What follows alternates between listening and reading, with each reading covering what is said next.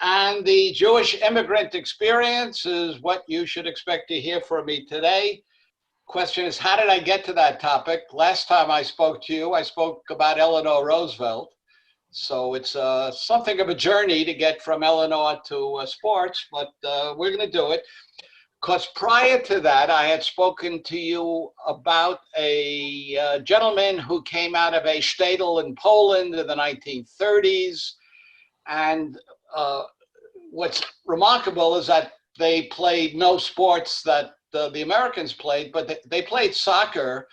But what I found interesting and curious was that he was quite interested in boxing. This is in a Polish shtetl of the 1930s. And it turns out that he followed the career of Barney Ross and Leonard, who happened to be Jewish boxers. And that was the connection there. Also, my father, who was not an avid sports fan by any means, every night or every Friday night, we'd come to dinner and he would put on Friday night boxing, which I found a bit curious. He was not an aggressive man, but he loved boxing. And when you hear the discussion tonight, you'll understand why this second generation father of mine was taken with boxing. And he also schlepped me up to CCNY, which is way uptown, as you know, because at that time in the late 40s, CCNY had a marvelous basketball team. Some of you may remember that in 1949, 1950, they won both the NIT and the NCAA basketball tournaments under the direction of Nat Holman, who was the quintessential Jewish basketball player as well as a manager. So that's what in part drew me to the topic, in addition to which, this is no revelation, but I was born on the Lower East Side of Manhattan. And that, as you'll see, was the seedbed, the cradle for a lot of things. As you know, that's where the Jewish immigrants who began arriving in the 1890s and thereafter, many of them settled there. And so did my family, and so did I. And I was kind of on the margins of Jewish sports, but I heard stories and legends going back to the earlier part of the 20th century, indicating that so many notable Jewish athletes came out of the Lower East Side. So that's what drew me to the subject, in addition to which many of you know that I am an American historian, and as such, the topic of immigration is always a prime one. And there are always there are a lot of questions to ask, but one of the most prominent ones has to do with assimilation of immigrants and social mobility and the emergence of group identity and group pride. So all of these will tie into what we're going to talk about. When you speak about the Jewish immigrant population and their adventures through the first, second, and of course I'm the third generation, there were various pathways that Jews took and proved successful and effective for them. And many of you know these, and they've been discussed ad infinitum, and there have been many books. The road through business, you know, the garment center, Hollywood, the movie theaters, peddlers, department stores, banking, the professions. Jews certainly entered them and entered it successfully. Entertainment, we could spend days cataloging all the Jewish entertainers that came out of the Lower East Side and other places to great American success on the national stage. In fact, some of you may recall an earlier talk I gave about this fellow in Poland, and he was related to George Burns. And George Burns did come with his family to America, lived on the Lower East Side. Name then was Nathan Birnbaum, not George Burns, but he was one of legions of Jewish entertainers: Jack Benny, Fanny Brice, Irving Berlin, Al Jolson, Eddie Cantor, George Gershwin, the Jewish theater. It is a remarkable accomplishment. And also, when we talk about Jewish social mobility and advancement and notoriety, Jewish gangsters. The Jews made a name for themselves early on as gangsters and criminals. Mention a few illustrious names: Meyer Lansky, Jacob Shapiro, Bugsy Siegel, Arnold Rothstein, whose name will come up several times, Jack Zelig, Monk Eastman. So the Jews carved out a path for themselves in a variety of areas: business, entertainment, criminal activity, none of which I'm going to speak about again, but we're going to talk about this other area, this other arena, this other pathway for Jewish success, second generation, third generation, roughly speaking, from 1900 to the late 1940s, and that's in the world of sports. This was a very good time for the Jews to come to the United States. They must have known that to be the case with respect to the sports scene. Just to give you a brief summary, the modern Olympics resumed in 1896. The game of basketball, which, as you'll hear later on, became known as the Jewish game. The game of basketball was first invented in 1891 by James Naismith in Springfield, Massachusetts, and it began to catch on. Just a little footnote here, the early players were known as cagers because they actually played in a cage when they played basketball, because the early rules allowed the players to go into the spectators, into the fans, to retrieve the ball. And when they did so, they usually injured some of the spectators. So what basketball did early on is to build a cage around the court of chicken wire to prevent the players from going into the stands. But in any event, basketball emerges in a big way after 1890. The American League in baseball is formed in 1901. The first World Series is 1903. And the World Series featured Pittsburgh Pirates versus the Boston Red Sox. And the owner of the Pittsburgh Pirates was Barney Dreyfuss. Barney Dreyfuss. He later went on to build Forbes Field. He didn't win that World Series, but he was a mover and a shaker in putting the American League on the map by agreeing to play the American League team in the first World Series in 1903. In addition to which, football begins to come into its own. A long story, which we may be able to talk about some other time. Teddy Roosevelt, our president, saved football at this time. Football was becoming brutal. There were injuries, deaths, and particularly notable because football was being played primarily by the Ivy League, and it looked like they might have to shut down the game. Teddy Roosevelt brought some of the leading Ivy League coaches together and said, look, you got to do something. We're killing each other. You've got to establish rules that are a bit more civilized. And by and large, they did so. And in that sense, the modern game of football, which of course has become brutal once again, nevertheless was saved by Teddy Roosevelt in this time. Talk about boxing. Boxing was a pretty brutal, bare knuckle sport, but the Marquis of Queensberry rules, most of which you're familiar with if you follow boxing, about gloves and going to your neutral corner and the count and everything of that sort. The Marquis of Queensberry rules kind of get solidified and are widespread by this time. Should also point out that newspapers begin featuring sports pages, sports columnists, and we will move into, since we start in our discussion today of 1900, and then we move into the 20s and 30s, the 1920s has traditionally been stated as the golden era of American sports. Babe Ruth, Bill Tilden, Bobby Jones in golf, Jack Dempsey in boxing, Red Grange in football.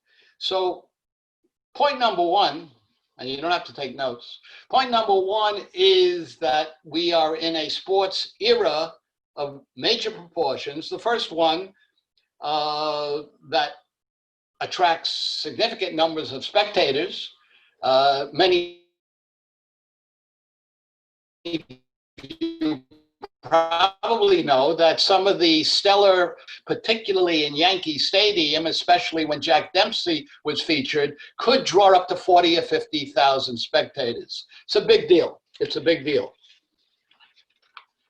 Now, at first glance, we're going to be talking about Jewish athletes, and at first glance, you'd say, wow, why are they going to be Jewish athletes? You would probably not automatically expect the Jewish immigrant experience and the Jews to show initially much of an interest in sports, either amateur sports or professional sports. They certainly didn't play much sports that I'm aware of back in Europe. Many of them at first weren't going to college, where a lot of the sports activity was taking place, especially, let's say, in football and later basketball. They all had to go to work. So where'd there be time for sports? If they all lived on the Lower East Side, where in the world are you going to play? There's no room. It's crowded. It's congested. There's no opportunity for them to hone their skills. And of course, most critically, this is a period of racial stereotyping. Every race had a particular sense of quality attributed to it. And the Jews as a race were not particularly known for their physical prowess. One of the arch anti-Semites of the period, whose name you know well, Henry Ford, had this to say about Jews and sports. Jews are not sportsmen. Whether this is due to their physical lethargy, their dislike of unnecessary physical action, or their serious cast of mind, others may decide. It is nevertheless a fact which discriminating Jews unhesitatingly acknowledge. Jews were not fit for sports according to maybe chess. I happened to look up, it's absolutely incredible the way Jews since the late 19th century, when there were international grandmasters, half the time the grandmasters were Jewish, but that's not what we're talking about tonight. Why didn't Jewish parents want their children to engage in sports? You could get hurt. You could get hurt. It was silly. It was a waste of time. For example, Mo Berg, who played 15 years, you probably know the name Mo Berg. He was a catcher. He was also a spy for the United States in World War II. An exceptional career, a very eccentric man. His father was a pharmacist. Mo Berg played in the major leagues 15 years. His father never came once to watch a game. And then, of course, you didn't want to encourage your kids to play professional sports because you would run into Jewish holidays and there would be a conflict and you might be obliged to play and that would be a violation. And of course, all of you know, and before the evening is finished, we'll repeat it again, the two climactic episodes of the Jews in sports have to do naturally with Sandy Koufax holding himself out from a World Series game in 1965 because it was Yom Kippur. And as you will see, Hank Greenberg, the Jewish slugger from who played for the Detroit Tigers, also had this episode. He played on Rosh Hashanah, as you'll see, hit 2 home runs and held himself back on Yom Kippur, went to synagogue, and unfortunately, his team lost. So there were reasons why the Jews might not have gravitated to sports, and the reasons I gave are at least some of them. But of course, there were incentives. If you have talent, talent is going to be sought out, recruited, as it often was, and needless to say, the Jews are going to display a fair amount of talent in a number of these sports, which I'm going to discuss. And of course, there was money involved. These are poor Jews, working class Jews, working hard, not making very much. And therefore, the opportunity to make extra money, to go out and play, let's say, a basketball game or fight a boxing match was very tempting. And we have story after story where, particularly in boxing, where the parents said, no, you can't box, you'll get hurt, you won't be able to work, you'll stay out of school. We deny that you go out there. Many of them had to change their names for fear that their parents, particularly their mothers, would recognize them and make sure they did not continue that practice. So we have many, many stories. This one is simply typical of Benny Leonard, the boxer, whose real name was Leonard, Benny Leonard. He had, by changing his name, hoped that his mother wouldn't discover that he was out there boxing on the weekend. And one night after a match, he came back. His mother was crying. Evidently, she had discovered, or someone told her, that her little boy Benny was a boxer. And she burst into tears. And the father was on the same side as the mother. And according to the account that Benny gives, this is what the father said. Viper, tramp, fighting for what? Here's Benny. I took out the $5 bill I had earned and handed it to him. He looked at it and smiled, put his arm around me. That's all right, Benny, he said. When are you going to fight again? So that there was the incentive, of course, of the extra payday. But there was also, and this is really the theme of my talk, the sense of community pride, how the Jews, whether in Chicago, LA, Philadelphia, and of course New York, began to see the Jewish sports heroes as a source of pride in the Jewish community. And they rushed to identify with these athletes. And it's a very funny story. I mean, some were really Jewish, some were tenuously Jewish, some pretended to be Jewish. This was a time when it almost made sense to have a Jewish identity, particularly in those towns where there was a large Jewish population, and therefore they would come out to the ballpark or come out to the boxing match, and the payday would even be larger. So the notion of group pride, Jewish pride, to erase the notion that the Jews were nebbishes, to reinforce the notion that there was such a thing as muscular Judaism. Remember, this is the time when Herzl and Zionism begin to emerge, when the notion ultimately of a homeland for the Jews in Palestine is talked about and elsewhere. So the notion that the Jews have to dispel the image of them as physically inferior and lacking in aggression, this captures the imagination of the Jewish community. And when they see athletes who have that ability, they flock to them, they celebrate them. And I should also point out that the Maccabee Games in Israel, which all of you, of course, know about, began in 1932. The American Jews did send a delegation to Israel then, but this all comes together in the idea that the Jews had to demonstrate that they were more than Talmudic scholars. Before we move on to the actual sports that they excelled in or entered, I just should say that, you know, this is not a new, every ethnic group that came to America and began to settle in, began to identify as a group and to try to excel in sports because of the kind of ethnic pride that that would bring. And these names will, of course, immediately occur to you. The Irish were proud of John L. Sullivan and Jack Dempsey and John McGraw and Wee Willie Keeler, the baseball player.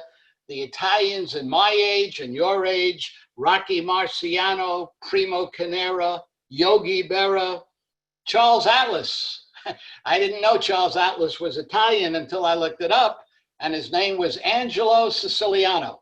That's Charles Atlas. And of course, Joe DiMaggio, Joe Paterno. These were Italian Americans who were a source of great pride to the Italian community. Polish stars in my day, and maybe some of you, Stan Musial, Ted Kluszewski, Bill Mazeroski, Karl Jastrzębski. These were all Polish Americans who again brought great pride to their group. And of course, in our day, your day, my day, African Americans, Jackie Robinson, Joe Louis, Muhammad Ali, the same story, the same pattern, representing, you know, that slur which we wouldn't use today when a black achieved something of sports note, or even in other areas, they'd often refer to, he's a credit to his race. Well, we certainly would not use that again, but it does speak to what we're talking about here. And of course, which is the ethnic group that's coming on today in America? Easily discovered, the Latinos, the Hispanics coming on strong. In my day, your day, you remember these names. I think even today, close to 30% of the Major League Baseball players are Latino. And I would say probably growing. But Jose Canseco, Roberto Clemente, Oscar De La Hoya. In my day, I used to go to the Madison Square Garden to watch Pancho Gonzalez play tennis. I loved Juan Marichal, the pitcher. And of course, he's on television. He was one of the great pitchers of his day, Pedro Martinez. So the Latino Hispanic group is coming on strong. In boxing, they've displaced the Jews. The Jews don't box anymore. They don't want to get their ears boxed in. The Latinos are there. The Latinos are in baseball. And if you follow horse racing, which I do not very closely, the Latinos are rather active and fill many of the jockeys. Trivia question, was there ever a notable Jewish jockey? I obviously didn't know on my own. I looked it up. That's what historians do. I looked it up. And yes, the answer is yes. Man by the name of Walter Miller from Brooklyn, who from 1905 to 1908 won 388 mounts, was in the money half of the time, won the Preakness, won the Travers Stake in Saratoga, was a notable Jewish jockey. I'm not sure there were any others after him, but remember the name, Walter Miller. You'll probably never hear it again. So here is the setup for the discussion tonight. One should also say a few words first about where all these athletes came from, at least in the New York City area. And they came, as I knew and as stories were told to me when I grew up on the Lower East Side, that's where they came from. They played in the streets. They played stickball. They put crates on the telephone poles, and they shot baskets into the crates. This period also corresponds with the playground movement in America. It was said that these ghettoized immigrants would go wrong, but one way to save them was to build playgrounds, let them play, let them engage in sports, and somehow they will assimilate more rapidly. So it just so happens when the Jews come, they're building playgrounds for them, especially on the Lower East Side. And then, as you know, many an athlete came out of the settlement houses on the Lower East Side, Hull House in Chicago, and other such places, including, although this wasn't a settlement house, the YMHA, which moved, the 92nd Street Y, which moved to its current location on 92nd Street in 1900, precisely at the time that the Jews are arriving. As you know the story, it was built by German Jews to try to civilize the Eastern European Jews. And the 92nd Street Y had a vast array of sports programs, and it was very influential in cultivating an interest in sports among the Jewish population. And then there were the high schools and the colleges and the barnstorming teams. It was very informal. Teams could organize, guys could play on more than one team. Teams could play other teams in the city. New York teams played a lot of teams in Jersey and particularly in Philadelphia. So let's turn to the sports themselves and see where the Jews appear, where they're most prominent, where they make their greatest mark, and what it all left us with. We'll start with boxing. We'll move on to football, baseball, and finally, the piece de resistance, the Jewish sport, basketball. Boxing had always been big, didn't first blossom around 1900. It's an obvious showcase for ethnic skills. Even today, when you see boxers come on, they wear colors or they wear insignia indicating their ethnicity or their residence. It's an obvious point of departure.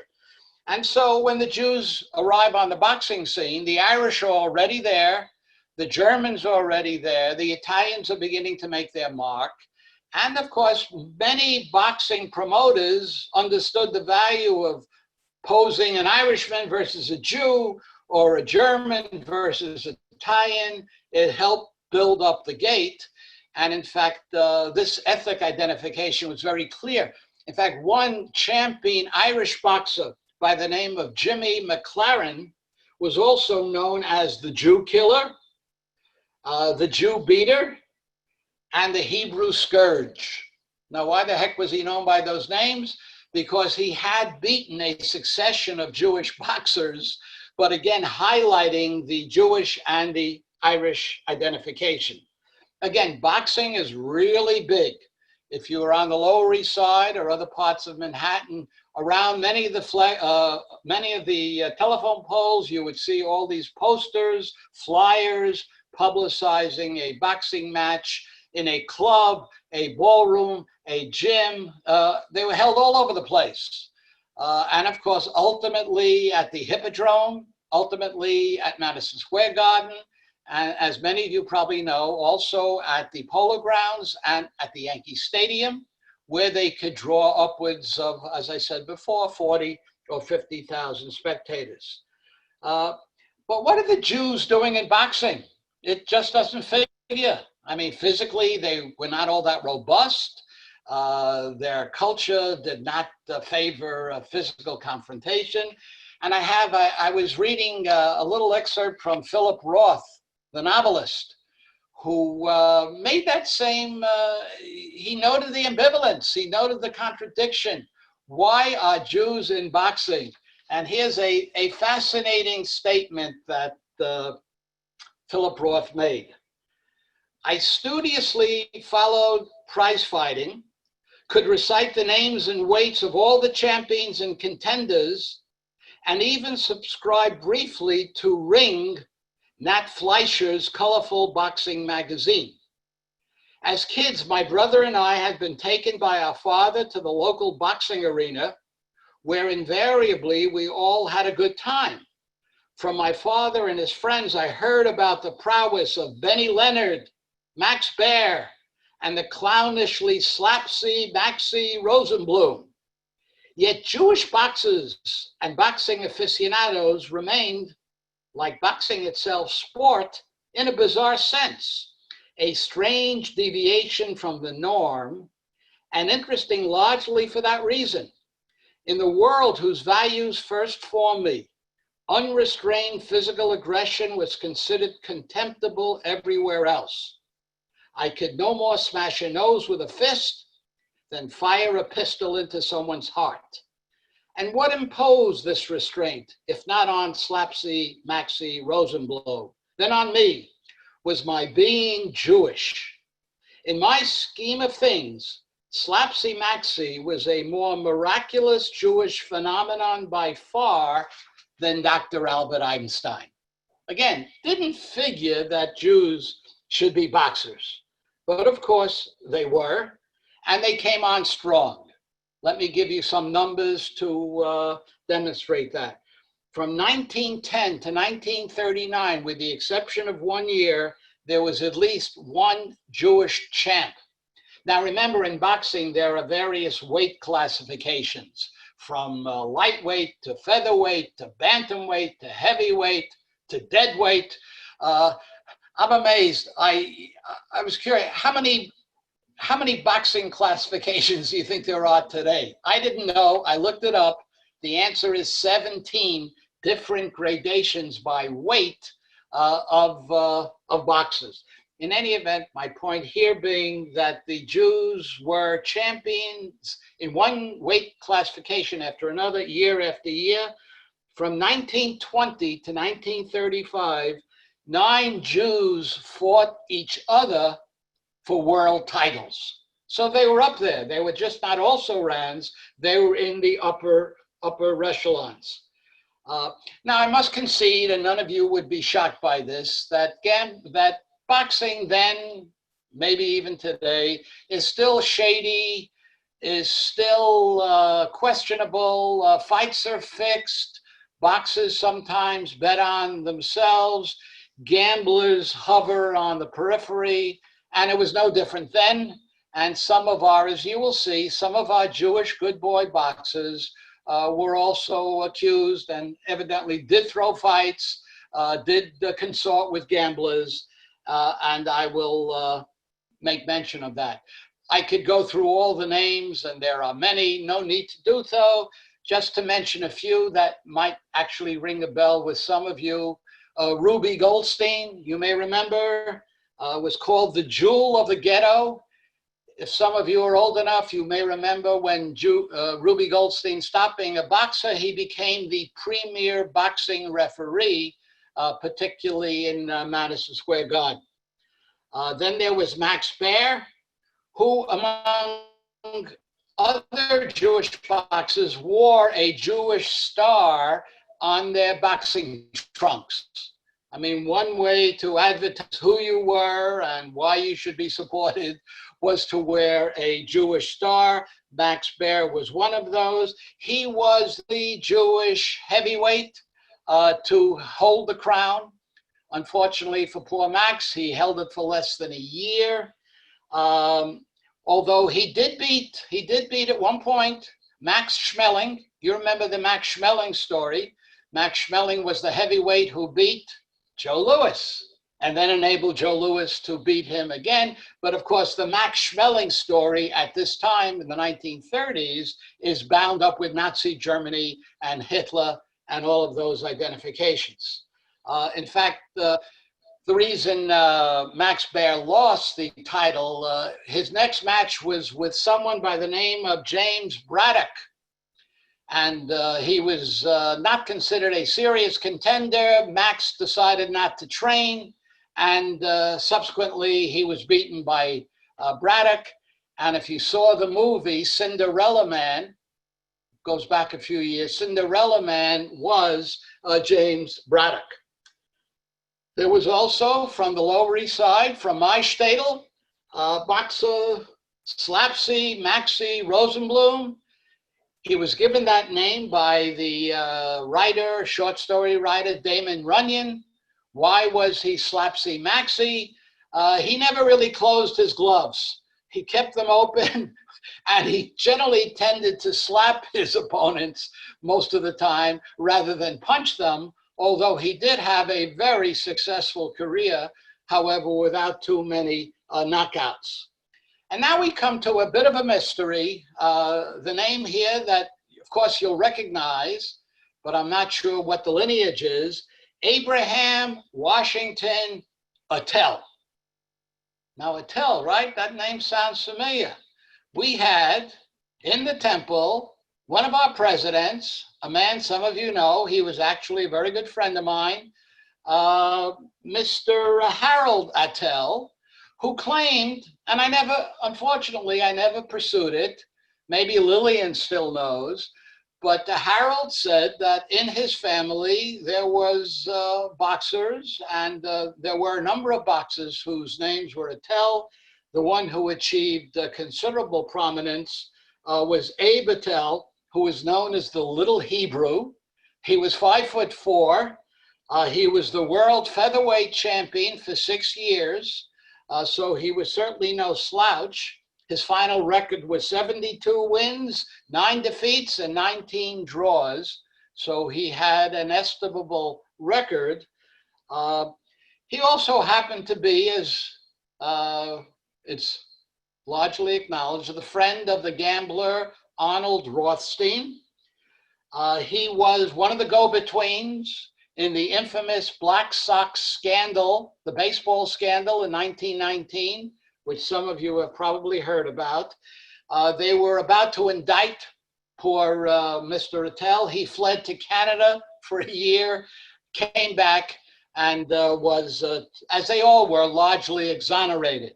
The players were barred from baseball, but no one received any more serious punishment. So our friend Abe Attell did fix fights, did bet on himself, did consort with Arnold Rothstein, but nonetheless compiled a creditable boxing record. He then went into vaudeville and was rather successful. And that kind of clinches the connection with Harold, because Harold, as you know, was a bit of a showman, told great jokes, and could easily have been a vaudevillian himself. So I'm halfway convinced that Harold and Abe Attell were in some way related. But then let's move on to 2 final boxes before we change sports. Benny Leonard. I have a special place in my heart for Benny because he grew up near where I was born. He was born on 8th Street, which is St. Mark's Place, and 2nd Avenue. I was born on 4th Street and 2nd Avenue. He was known as I said, the Ghetto Wizard, and he was lightweight champion from 1917 to 1925. He was very, very popular in the Jewish community, a real hero. And here is he also, like Max Baer, wore a Star of David on his boxing trunks. Here is a Jewish newspaper commenting, his mother got sick in 1925, and Benny left the ring to take care of his mother, even though he had been reigning champ. Here's what the newspaper article said: that Leonard is perhaps even greater than Einstein. For when Einstein was in America, only thousands knew him, but Benny is known by millions.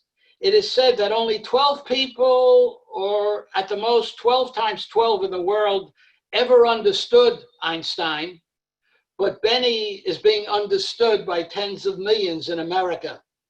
And just as we need a country so as to be the equal of other peoples, so we must have a fist to become their peers.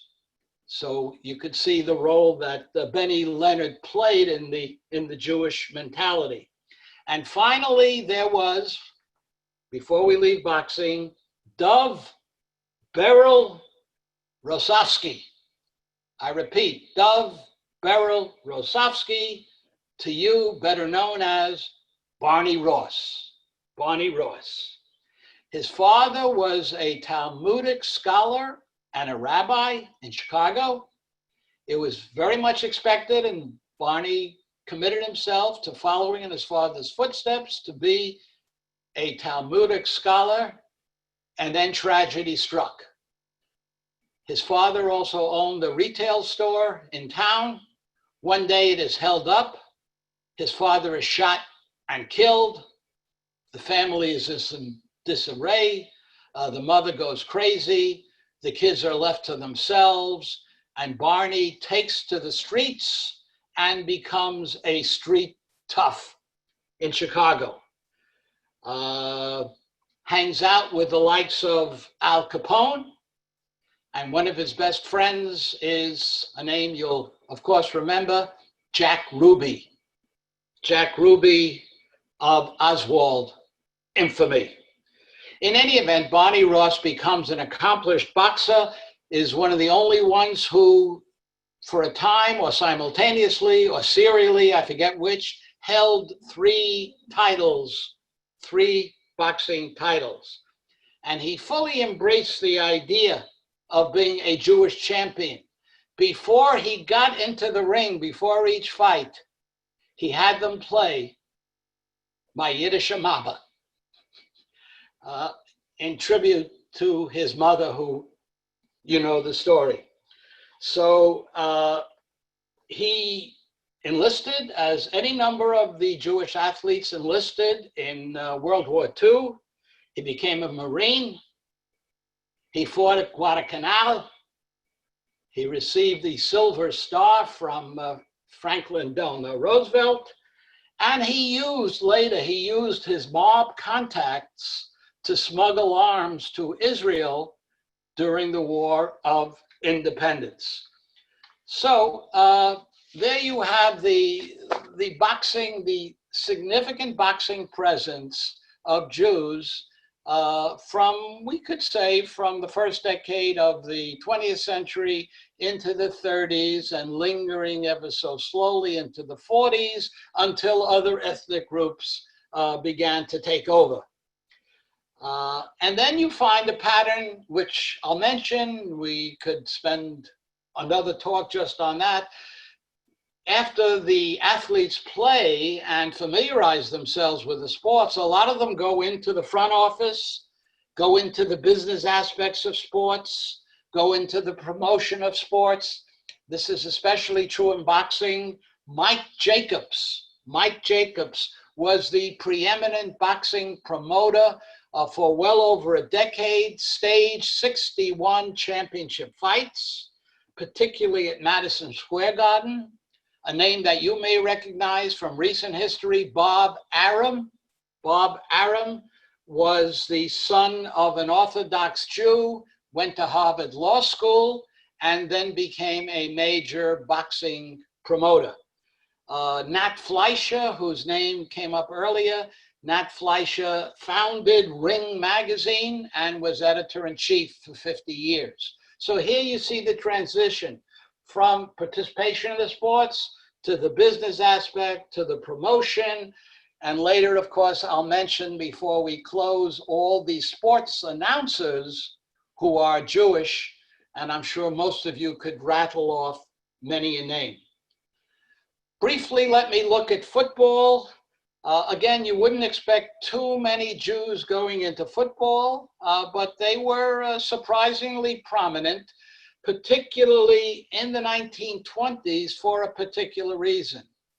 Some of you know your Jewish history. You probably know that Jews were entering American colleges, particularly the elite universities, in rather disturbing numbers, kind of like the Asians are doing today.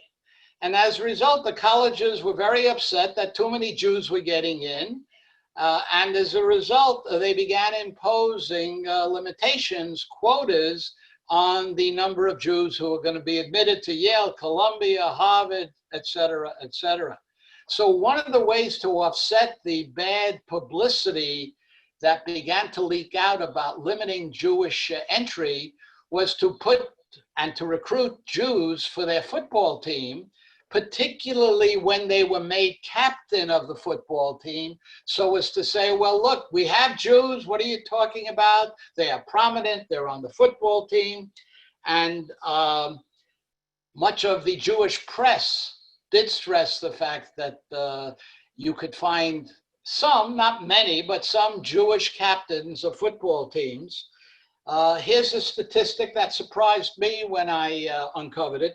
In 1928, 1929, over 500 Jews were playing collegiate football. And even more surprising, many were linesmen, you know, the brutes, the big guys. Of course, back then, you could be a linesman and be 170 pounds. Today, if you don't top 300 pounds, forget about it. You're not going to be on the line in football. In 1930, Newt Rockne of Notre Dame had 3 Jews on his squad. I'll give you the names of some of the prominent Jewish football players in this period. Abe Itzkowitz, NYU. Aaron Rosenberg, University of California. Harry Newman, University of Michigan. Abe Eliowitz, Michigan State. Marshall Goldberg, very prominent, went to Pitt, twice Heisman Trophy nominee. six-time All-Pro with the Chicago Cardinals. The name again, Marshall Goldberg. Then there was Sid Gillman. Sid Gillman had an illustrious career as a player, later as a manager and owner. And Sid Gillman was a pioneer in using film to analyze plays, which of course is standard practice today in football. And then many of you know from Columbia, Sid Luckman, who won 5 national championships with the Chicago Bears. And finally, Benny Friedman. Benny Friedman, a Michigan All-American, captain of the Michigan football team, revolutionized the game of passing, and just as a bit of trivia, got married on Long Island. And who played at his wedding other than Guy Lombardo? And he ended up marrying one of the daughters of the Gimbel family, of Gimbel fame, no longer, but all of you remember Macy's and Gimbels and Gimbels and Macy's. Okay, so much for football. Turning now to baseball, it was thought that Jews could probably make exceptionally good baseball. Excuse me, I want to back up for a second. Could the Jews make good baseball players? One observer said, yes, they could, because the Jews had the right temperament for baseball. Sorry, I got that reversed. The Jews would not be good baseball players because the Jews were, according to this observer, too imaginative. They brood over mistakes. They magnify the loss of games, and they are not suited to the tedious pace and long season of baseball. Who would make better baseball players? You know, dull-witted farming boys, you know, like Ty Cobb and people like that.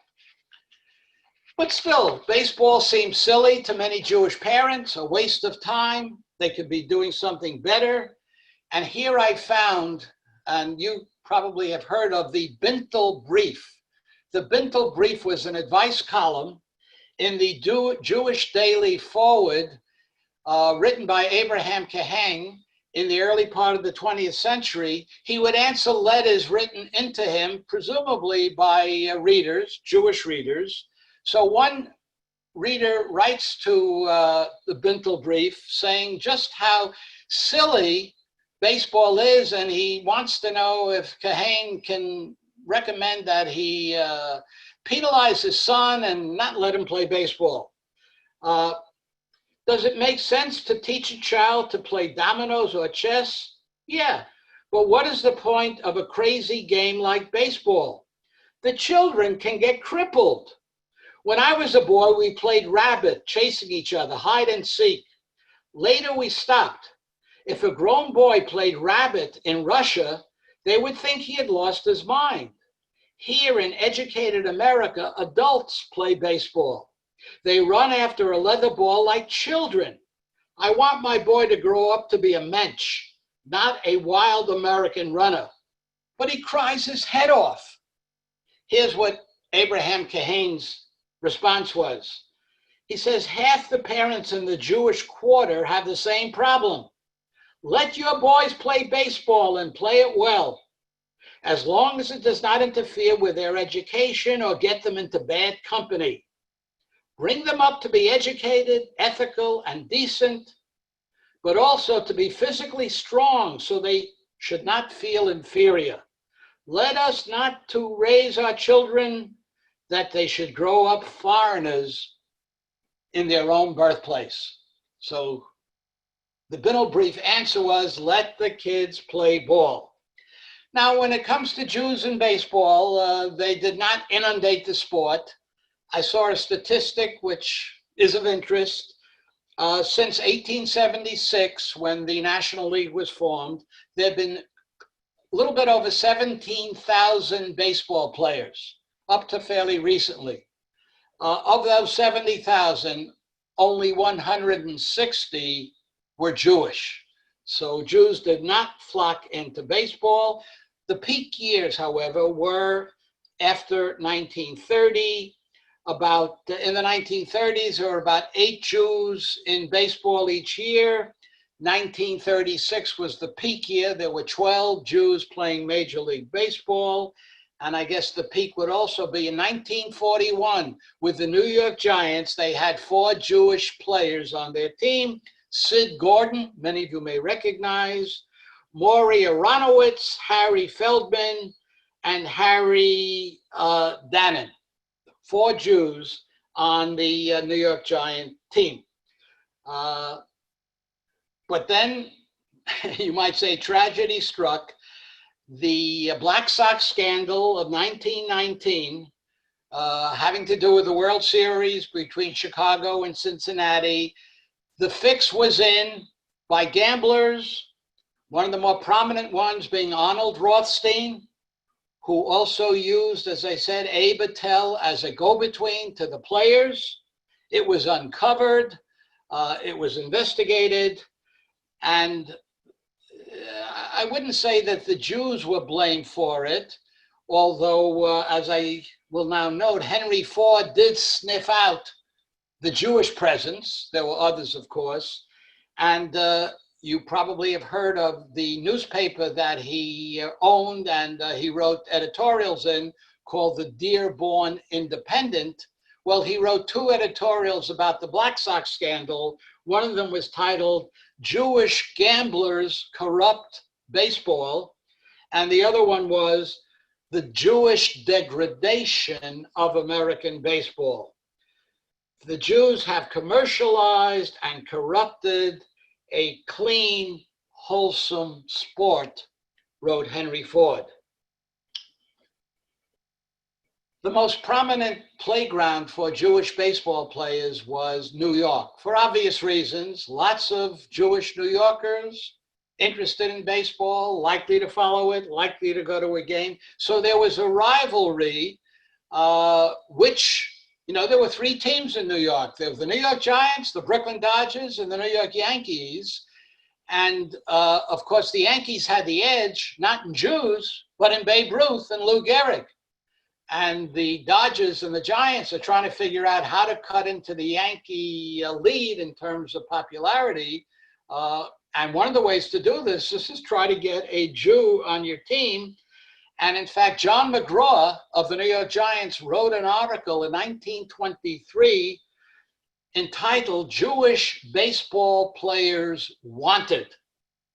And he thought he had the answer in a player by the name of Moses Solomon, who was known as the Rabbi of SWAT, until, of course, he proved not to be much of a hitter.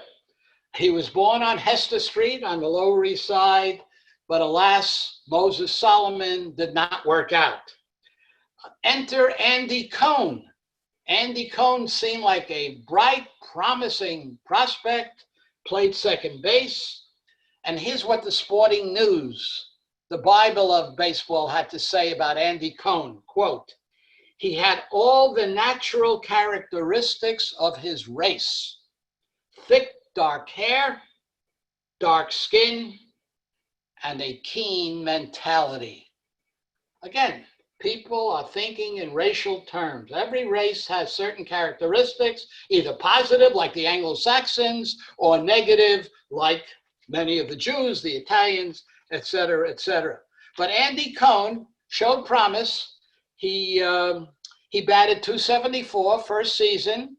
He was the Jewish hope.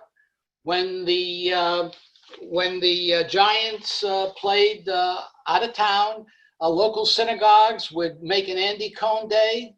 They'd celebrate him. They acknowledged him. Harry Stevens, the concessionaire at the Polo Grounds, gave out ice cream cones, Cohen. So they made a bit of a fuss about Andy Cohen. Unfortunately, as with many hopefuls, Andy Cohen did not make it big. He broke his leg and would not be heard from again. The Dodgers also tried to match the Giants with Jews of their own. And for a time, they had not notable Jews, but Jews nonetheless. Goody Rosen, Harry Eisenstadt, Jake Pittler, and you probably know the name, Cal Abrams, playing for the Dodgers. The New York Post said, "Mantle schmantle, we got Abrams." So that there was an acknowledgement that the Dodgers had made an effort to attract a Jewish audience. The Yankees made an effort in this area too. As I had a lengthy discussion with Buddy Meyer the other day, the Yankees tried to obtain a player from the Senators who was an all-star by the name of Buddy Meyer, who played in the major leagues. Buddy is now retired, as you know, from 1925 to 1941, two-time all-star. But there were always questions, lengthy debates. Was Buddy Meyer really Jewish? And it's a rather tenuous argument to make. It's not at all clear that he was, but that was just it. If you could make a case that there was some Jewish element in his background, he became a Jew. He became a Jew. But the Yankees also tried to get Harry Danning from the Giants because he was Jewish. How do we know he was Jewish? Because the sports writers of the time referred to his hawk nose and his schnoz as the most notable features of Harry Danning. Well, what does that tell you? You certainly know the answer to that. In 1934, Danning and Phil Weintraub of the Giants were in spring training down in Miami Beach, Florida. They tried to check into the Flamingo Hotel, which some of you, of course, know. It's still around. And Weintraub and Danning were denied entry because no Jews were allowed in the Flamingo Hotel in 1934. Well, Bill Terry, the manager of the Giants, said, if those guys can't get in, I'm pulling out the whole team. And as a result, as you might expect, they were allowed in. All right, final story of Jews in baseball has to do with Hyman Benjamin Greenberg, known to you, of course, as Hank Greenberg. He, along with Sandy Koufax, are the only two Jewish members of the Hall of Fame at Cooperstown. And of course, the great story about Koufax I mentioned, you all know how he won the hearts of Jews everywhere in America, probably elsewhere, by his refusal to play on Yom Kippur. And as a result, Walter Austin, the manager of the Dodgers, had to play Don Drysdale, who was quite a pitcher in his own right. Unfortunately, Don Drysdale got knocked out of the box in the third inning. And as he's coming into the dugout, he says to Austin, after being knocked out, he says, "I bet you wish I was Jewish too." In any event, Hank Greenberg was the Jewish superstar. He was 6'4". He was a starker. He was a mensch. And he hit home runs in an era, as you know, other than Babe Ruth, that not too many people hit home runs. And to him, the Sporting News said, "Oi, oi, oh boy, hail that long-sought Jewish star." And Hank Greenberg certainly was that. He had a 13-year major league career, .313 lifetime batting average, 4-time home run leader, and in 1938, almost surpassed Babe Ruth, 60 home runs with 58. And there was some talk that pitchers refused to pitch to him. One home run he hit was in a rainout. He might conceivably have beaten Babe Ruth's record back then. And of course, the debate, which he will always be remembered for, which I've already mentioned, would he play on Rosh Hashanah? Yes, he actually consulted with a rabbi, his rabbi, from Shari Zedek, where he belonged, And the rabbi somehow, cut the baby in half and said, yes, you can play on Rosh Hashanah, but I would advise against playing on Yom Kippur. And that's exactly what happened. He played on Rosh Hashanah, hit 2 home runs. The team won. He didn't play on Yom Kippur, and the team lost. And there is a marvelous poem in the Detroit Free Press commenting on Greenberg and this episode. Let me read it to you. It's quite amusing. The Irish didn't like it when they heard of Greenberg's fame, for they thought a good first baseman should possess an Irish name. And the Murphys and the Mulrooneys said they never dreamed they'd see a Jewish boy from Bronxville out where Casey used to be. In July, the Irish wondered where he'd ever learn to play. He makes me think of Casey, old man Murphy dared to say. And with 57 doubles and a score of homers made, the respect they had for Greenberg was being openly displayed. But upon the Jewish New Year, when Hank Greenberg came to bat and made 2 home runs off Pitcher Rhodes, they cheered like mad for that. Come Yom Kippur, holy fast day worldwide over to the Jew, and Hank Greenberg to his teaching and his old tradition true. Spent the day among his people and he didn't come to play. Said Murphy to Mulrooney, we shall lose the game today. We shall miss him in the infield and we shall miss him at the bat. But he's true to his religion and I honor him for that. Lovely, lovely poem on the occasion of Greenberg taking himself out of the lineup on Yom Kippur. He later joined the Air Force as an air captain. He flew missions in Asia during World War II. He was one of the relatively few baseball players who welcomed Jackie Robinson into the major leagues in 1947. You all remember that story, I'm sure. And yes, I did mention the fact that he did marry Carol Gimbel. And then he sent, interesting, he sent both of his sons to Yale. All right, we arrive at the main attraction of the discussion, known as the Jewish game, and that Jewish game was basketball. And here, one of the preeminent sports writers in New York, a name maybe some of you heard, Paul Gallico, said that the Jews were particularly suited racially for baseball. You say, what? How? What's that all about? Here's what Gallico said. The game appeals to the temperament of the Jew because it placed a premium on an alert, scheming mind, flashy trickiness, artful dodging, general smart aleckness. So the Jews were suited to basketball for those particular reasons. As I said before, the Jews arrive at the right time. Basketball is just beginning. There are no dominant ethnic groups. The game is evolving just when the Jews are arriving. And back then, as you know, you didn't have to be 6 feet. No one was. Everyone was 5 feet 6, 5 feet 7. Nat Holman of City College was considered a giant. He was 5'11". 5'11". And they played in all sorts of makeshift ballrooms, clubhouses, gyms.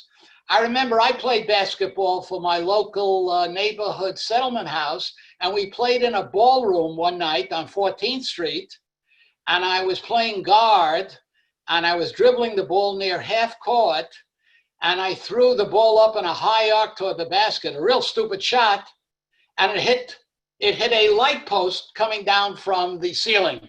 So confined were the courts. Needless to say, the coach took me out immediately, and I was never put back into the game again, and I think for good reason. In any event, my point here is that basketball was played in all sorts of makeshift arrangements. And I told you the reason before why they were referred to initially as cagers. And I should also say basketball back then was two words, The game was much rougher. There was very low scoring. I think if you scored in the 20s, that was considered high. Everyone shot with two hands. After a basket, there was a jump ball. After a foul shot made, there was a jump ball. And there was something known as the Jewish style of play.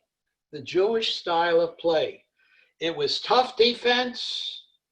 It was team play. It was cutting to the basket, hitting the open man.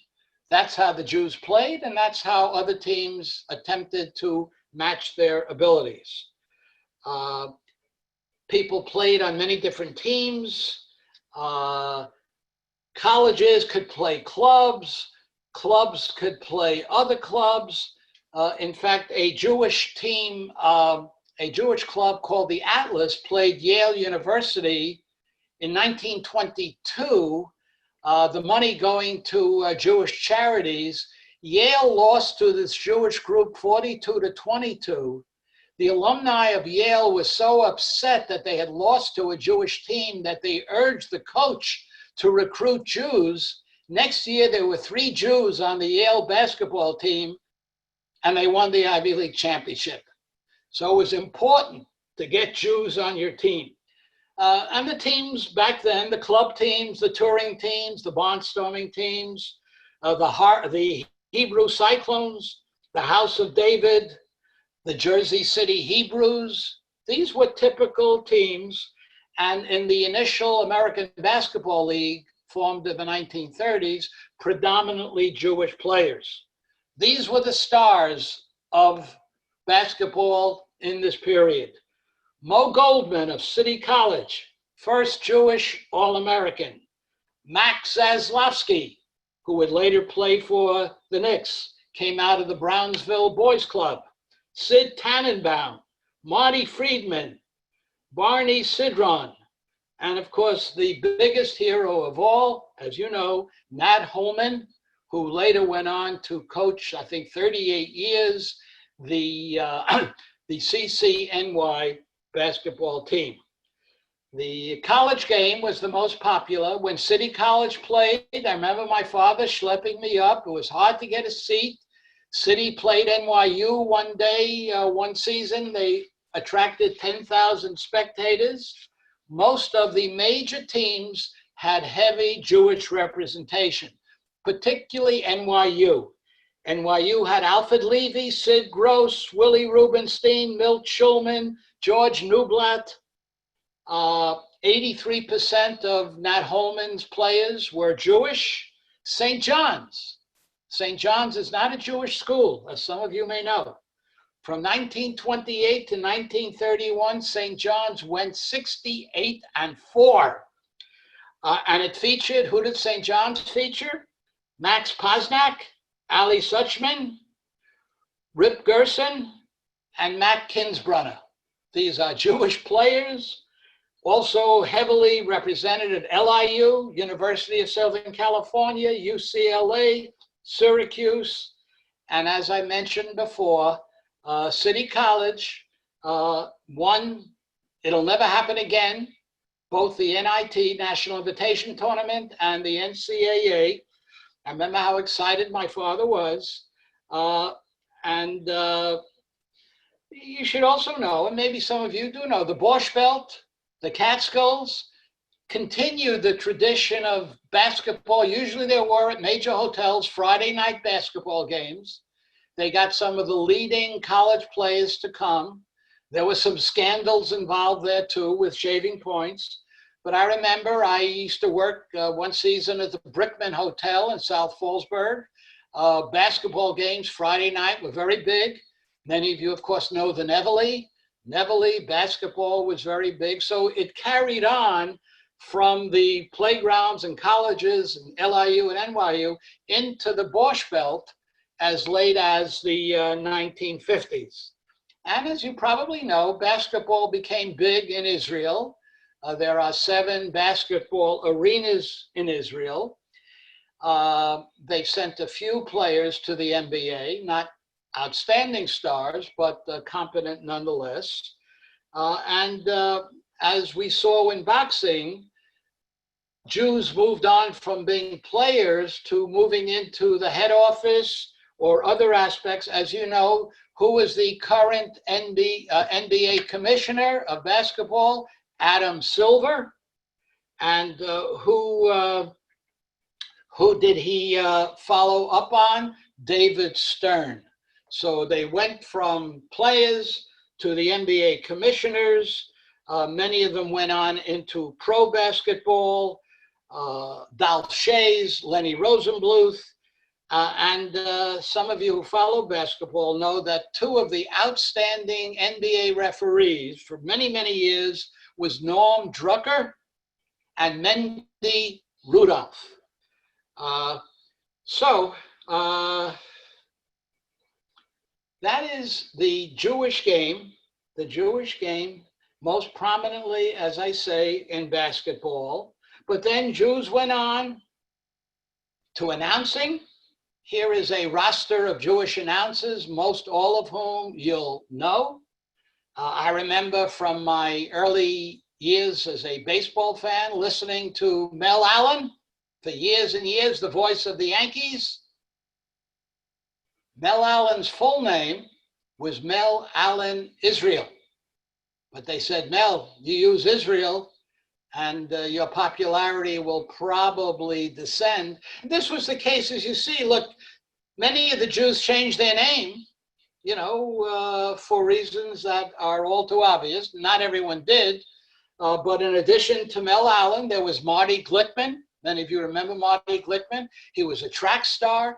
He was a player at Syracuse University. He was an Olympian who never got to run for a variety of reasons, which we won't go into, in 1936, largely to placate Hitler, because Glickman obviously was Jewish. He became the voice of the New York Giants, as you know. Then there was, who could forget, Howard Cosell, Marv Albert, Ken Albert, Len Berman. Even when they had the first Jewish announcer in baseball for the Yankees, who was a woman, Susan Waldman is the announcer for the Yankees. Then there was Warner Wolf, Al Michaels, Howie Rose, Bill Stern. Very interesting how the Jews transitioned from players to announcers and to managers. Red Auerbach, Red Holtzman, Ali Sherman, Eddie Gottlieb, Gay Paul, Theo Epstein, who brought the first World Series in forever to the Red Sox. Then he moved on to the Chicago Cubs. Owners, there are Jewish owners galore. Fred Wilpon of the Mets, Bruce Ratner of the Nets, Bob Kraft of the Patriots, Mark Cuban of the Dallas Mavericks, Steve Ballmer of the Los Angeles Clippers. Many, many, many Jewish owners. So the heroic era of Jewish sports participation and stardom and heroism has passed. The Jews have moved on and up. They've left the Lower East Side. They're out in Rockville Center and elsewhere. Oh, I should mention, maybe some of you do know this, but Sandy Koufax did spend some time. His mother moved when she got remarried to Koufax. That was her second marriage. They moved to Rockville Center, and he lived here for a time before they moved back to Bensonhurst. But we can claim him if we choose to do so. So the heroic era of Jewish sports has passed. You can still find it. There are, as a reminder of this era, there are, count them, 7 Jewish sports halls of fame in Philadelphia, out in Comac, in Chicago, in LA. So you can visit them and rehearse some of what I reviewed. I found out that in Israel, in Netanya, in 1981, I'm not sure it's still there. Has anyone visited it? There's the International Jewish Hall of Fame in Israel. But the game will go on, and the game we Jews play will probably go on, and that game is, did you know he was Jewish? Did you know he was Jewish? And I think it would be nice, we would all agree, to see another Hank Greenberg or a Sandy Koufax or a Mark Spitz come around every so often. Thanks for coming and thanks for listening.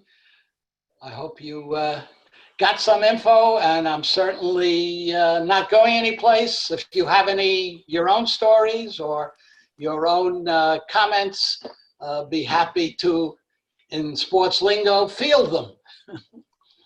First of all, thank you, Richard, and thank you, everyone, for joining us. I just wanted to add, so Dimitri's sitting here with me, and he's a big sports fan, and which I always thought was really funny, being that he grew up in the Ukraine, but he's a big baseball fan, American baseball and American football. He has a crazy knowledge of things. Well, the Russians invented baseball. You remember that. I just wanted to share, a couple of years ago, we had the pleasure of meeting Dimitri Salita, and I don't know how many people are familiar with him, but he is a professional boxer, and now he's a professional boxer promoter, but he's an Orthodox Jew. He actually grew up in Ukraine, immigrated right around the same time as my husband. In fact, their name is spelled the same way because whoever was doing the name changes at that time changed the name. But there's a great film that HBO put out about he became Orthodox, but it was about his journey on the road as a professional boxer. He's called The Star of David. So I would encourage people to check that out. It's very interesting about how he kept Shabbat, and he still does. He doesn't fight on Shabbat. You know, they would work it out so that even on Saturday nights, he would fight after sundown. And just a fascinating guy, and a film you would probably a documentary. He's called The Star of David. I believe that's the name of the documentary, too. The Star of David. So. Oh, thank you. Richard, can you hear me? Yes, I can. Richard, my father was, you mentioned handball. My father grew up in the city, and he played handball at the 92nd Street Y. And then after I was born, they came to Cedarhurst. But for many years, and it could have been before I even knew or realized it, but as I was growing up, about twice a week, he would go into the city, 92nd Street, and see his cronies, play some handball, have dinner, and then come home. My mother never quibbled about it because she knew what he was doing. But handball was his game. Not only was it his game, but it was a Jewish game. Some of the leading... At the 92nd Street Y. And also at Brighton Beach. Yeah. Yes. Brighton Beach. A lot of Jews played there, and a lot of handball champions came out of that facility. I mean, it was not a major sport, but for whatever, even my father-in-law was not much of an athlete, but he loved Harry Geller. He loved handball. He still had his gloves in the garage, and he played with notable players who went on to whatever acclaim you get in handball. But yes, that's interesting. But again, the point that the 92nd Street Y was a hotbed of a lot of things, obviously. In fact, they took account, they said in 1901, the number of kids who signed up for sports for the first time exceeded the number of kids who used the library there. Oh, God. So you can see the shift in emphasis from the library to the gym or the pool, whatever else they had. Yeah. Well, it was one way to get to college because of the sports. But I wanted to mention to you what sport you didn't mention was the crew racing. Rowing. And my cousin, Alan Rosenberg, won the Olympic medal with the Vesper Boat Club in Philadelphia. Jack Wow. Kelly's team, Grace's brother, was the sponsor. And I think in the mid-50s, they won the Olympics. He was built like a jockey, so he was the coxswain. Yes, I was going to say the Jews by race were suited to. In fact, a close boyhood friend of mine was a coxswain on the Columbia crew. He was a small guy and therefore was suited to sit in the back and not weigh the boat down too much. But that's a good point. Thank you.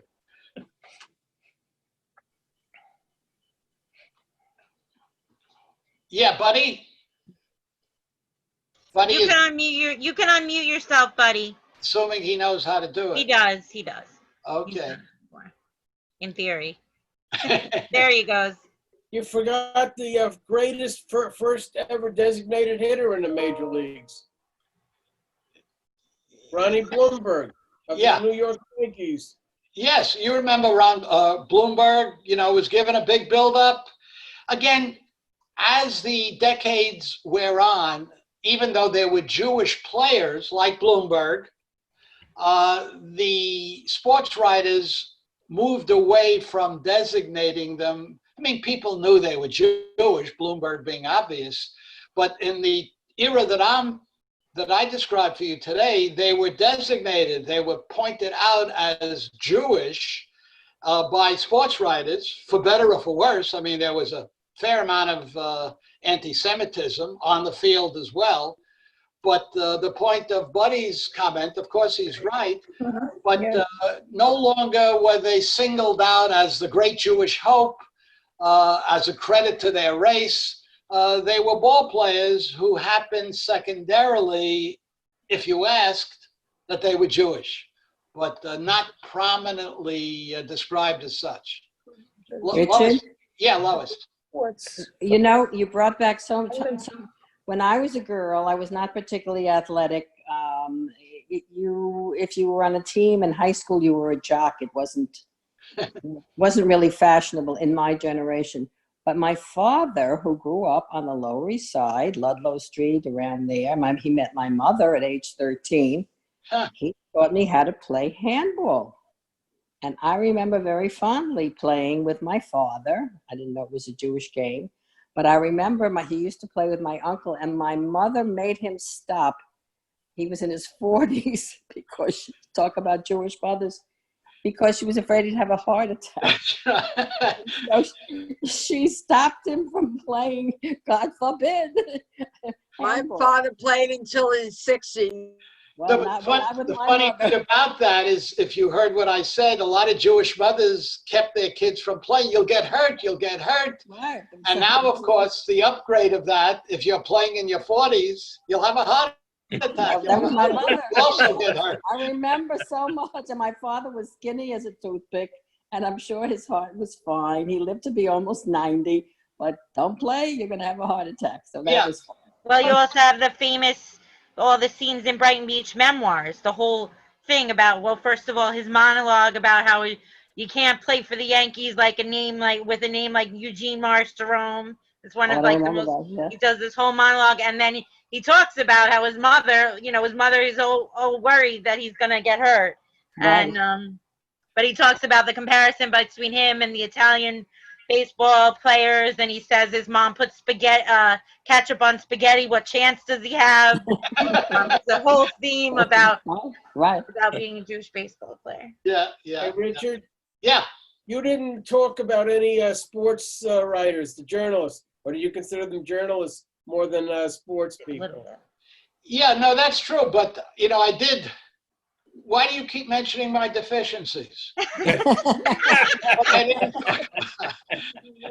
No, he's leaving room for a part 2, buddy. Yeah. But I did give you the overall theme, namely that they moved from participation to the sports management, to the boardrooms, to the announcers. Obviously, sports writing became another arena for Jewish sports participation. Wasn't it for years in Newsday? Was it Stan Isaacs? Yeah. Right. Was a major figure in For the New sports. York Post, Milton Gross wrote for them for a million years. I went to high school with his daughter, and she became a sports writer. First, she was with the Post, and then she was with the New York Times for many years. Jane Gross. Yeah. No, that's a good point, buddy. All to your credit. The other thing I wanted to mention was you talked about, I'm a graduate of CCNY, and so is my husband. And I remember we went to evening session the first year. That's where I met him. I remember going to my one and only basketball game at CCNY. And that was the era of Nat Holman. I'm aging myself, but yes. Yes, you are. We were so proud. The one and only time I ever went to a basketball game. Yeah, I think I may be mixing up my players, but I think Holman went on to be the athletic director at Brandeis. Did he? I don't know. And if not, one of the prominent figures I mentioned went on to be the athletic director at Brandeis University. Of course, you remember CCNY had such an illustrious history in basketball, Right. and then the scandal hit. 1949, 1950. Talk about scandals. The Black Sox scandal, the score fixing, the point shaving, the score fixing. It not only involved City College, it involved about 7 or 8 other prominent colleges. And that pretty much put an end to City College, as they de-emphasized it. So did other schools. But, unlike the Black Sox scandal, which did not really harm baseball in any material fashion, the point shaving scandal of 49-50 did do in LIU and St. John's for a while, certainly City College, Bradley, and about 6 or 7 other colleges that were implicated in these point fixing, point shaving manipulations. Richard. Am I on? Yeah. Hello?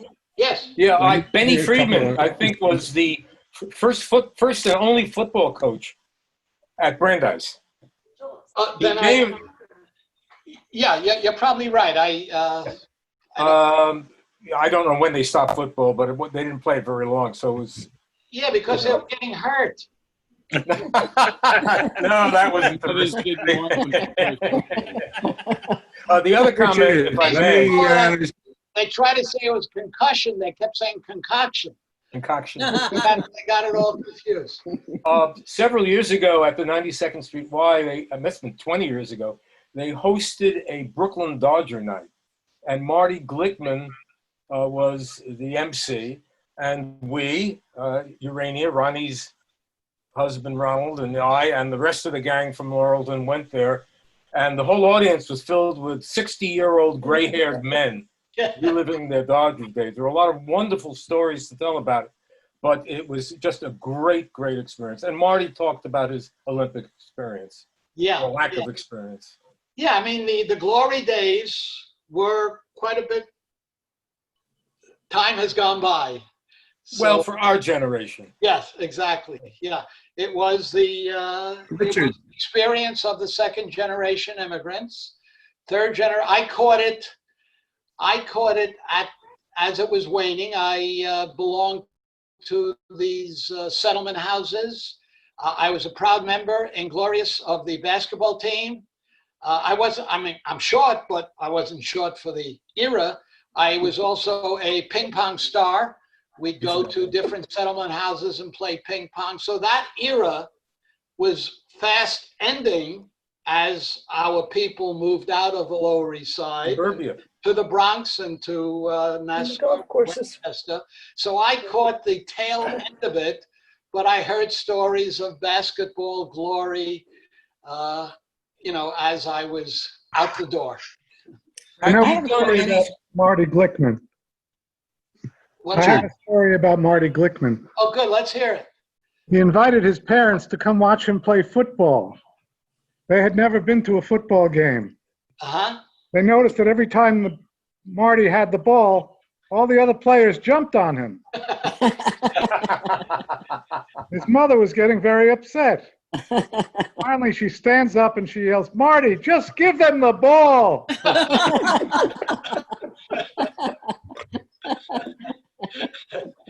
Richard, let me share a couple of interesting stories. Great. Went to see my 9-year-old grandson play tackle football, and watching the game, all of a sudden, tackling is taking place, and Michael is standing away from the action. So I said to my son-in-law, I said, "What's going on? Why isn't he part of it?" He says, "Well, he's half Jewish."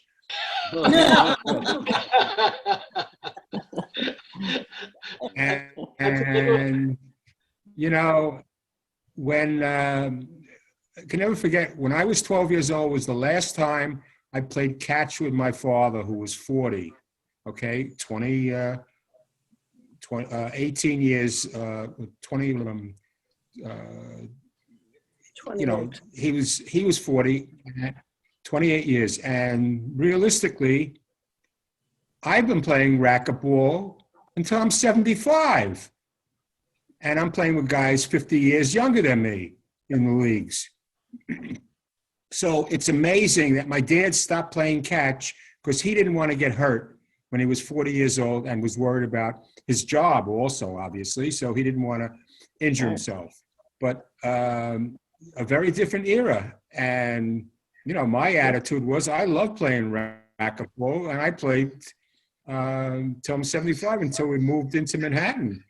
And I would have still kept playing, but the 92nd Street Y had shut down its racquetball courts. So realistically, as we get older, we either stay in shape and do things that we love doing. I love playing racquetball, or others want to play handball or tennis or whatever. So, you know, it's a mindset. You have to have a mindset in terms of what you want out of life and how you go about achieving that. So yeah, well, we've revolutionized the concept of physical fitness, which I doubt was on the minds of our forebears. You know, their physical fitness consisted of working 60-hour weeks. That's right. And working on Saturday and coming home late. So they were exhausted. We are well, you know, none of you are working in a garment factory or in a mine. We work with our heads. We provide services, but you're quite right. We have a whole different perspective on physical fitness. And of course, we now have health gurus who tell us that the way to live long is to keep active and keep in shape and keep slim and watch our diets. But that's a relatively recent vintage. Although I did mention Charles Atlas. Remember Charles Atlas way back? So I guess he was promoting some form of physical fitness quite a long time ago. I have a question. Yeah. I'd like to add something also. I'm going to jump in here. My father was an athlete all his life, and he played tennis, and when he was a child, he was playing baseball. And in his senior years, he was a skier, and he loved to ski. So I remember that he was waiting he turned 90 in January. So he was so excited about having a January birthday because then he could enroll in the race for the 90 and above.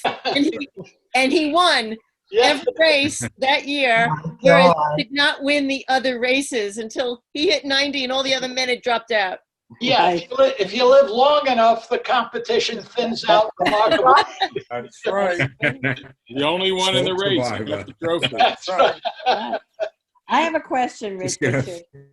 Richard? Yes, I'm here. My question is this. My father was an avid baseball fan, and of course he rooted for the Yankees. For some reason, when I was 13 years old, I wound up rooting for the Detroit Tigers, whatever it was. Yes. How And my father, I don't remember him going to Yankee Stadium. And the games were not broadcast on television until later. Am I right? In the 50s, yeah. No. Right. So how is he a 50s. baseball fan when you when you listen to it on the radio? I didn't understand that. Well, I mean, I know Ronald they Reagan. describe, play by play, but how could you be a fan and be listening on the radio? Oh my goodness. Oh my goodness. Where has she been all her life? I'm sorry. Yeah, to be a fan, I mean, there would be some who would consider TV baseball games an apostasy. Of course. Listening on the radio, and in the Lower East Side, when the World Series was on, you could walk down the street and the windows were open and everyone had the radio on to the game. So you could walk down the street and hear maybe 7 different radios blaring at the same time. Right, I know. I love, the modern day version of that is listening to a baseball game on the radio. Yeah, of course. And I could go for hours because you let your imagination. That's why radio announcers for baseball are so good. They have plenty of time. Other announcers in other sports really don't have time for much color because the game is pretty frenetic.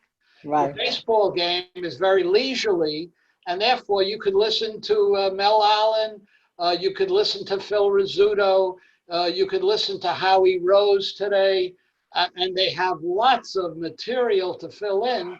So the game itself is kind of tedious, but the color commentary is often what is the most fascinating part of it. They're still doing it on the radio? Yes. Yeah. You're kidding. Of course. We love listening to John Sterling and You're Susan better off Waldman. watching the game They on television, we love shutting them. the sound off and listening to the radio. When we go to a baseball game, there are people sitting in the stadium listening to the radio and watching the game. That's right. That's further testimony to the power of radio broadcasting. That's right. Last time I went Phenomenal on the radio. People say, you've heard this, if you're watching it on TV, turn off the sound and listen to the radio broadcast. I do that. I've done You do that. As a matter of fact, if you want a good marriage, don't give your husband driving directions while he's listening to the game. That's right. Well, I've been to Yankee Stadium and I've been in great seats with my kids, and you can keep it. But anyway, I've never been a baseball, in person fan. I find it very slow. Okay, mute your mic then. To each their own. Because you never learn the nuances of the game. Of course I did. You know the nuances of the game, you'd appreciate, I know all about appreciate the whole thing. Exciting.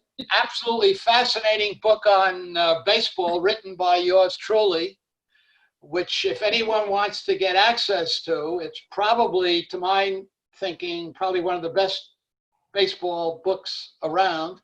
Wow. It's called Baseball and the Pursuit of Innocence, and it's an analysis of the game from a variety of perspectives and illustrated by the players themselves and their perspectives on the game. Right. It also And you can get a copy. And you can get a copy. It is in the library at the Baseball Hall of Fame. If you ever find yourself there, you can. I went and looked it up, and it was so exciting. And I have 37,000 extra copies in my basement. Can we get a copy? Yeah, we'll talk and I'll get it around. I happen to have some extra ones here. Why don't you donate a few to Central Synagogue's library?